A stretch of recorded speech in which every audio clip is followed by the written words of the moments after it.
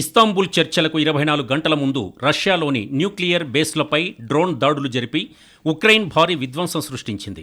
అంతేకాకుండా క్రిమియాలోని ప్రధాన బ్రిడ్జిని అండర్ వాటర్ ఎక్స్ప్లోజివ్స్తో పేల్చివేసిన విషయం తెలిసిందే.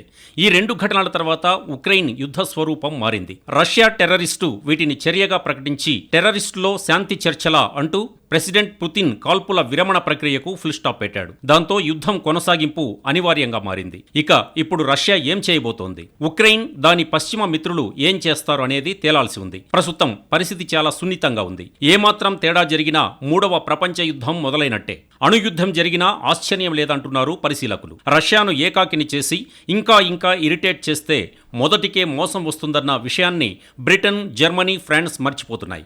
వారు తమ ప్రయోజనాల కోసం చూస్తే ఉక్రెయిన్ ప్రపంచ పటం నుంచి మాయమవడం ఖాయం. మరోవైపు ఈ యుద్ధం విషయంలో ప్రెసిడెంట్ ట్రంప్ చేతులెత్తేశాడు. ఇద్దరు కొట్టుకు చావండంటూ సీన్లో నుంచి జారుకున్నాడు.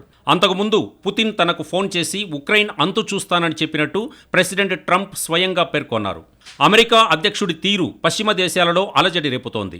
మరోవైపు ఉక్రెయిన్పై ప్రతీకారంగా రష్యా భీకర దాడులు చేస్తోంది. రాజధాని కీన్ని టార్గెట్ చేస్తూ ఖండాంతర క్షిపణులతో విరుచుకుపడుతోంది. ఇదే సమయంలో ఉక్రెయిన్ యుద్ధ భూమిలో అనేక సవాళ్లను ఎదుర్కొంటోంది.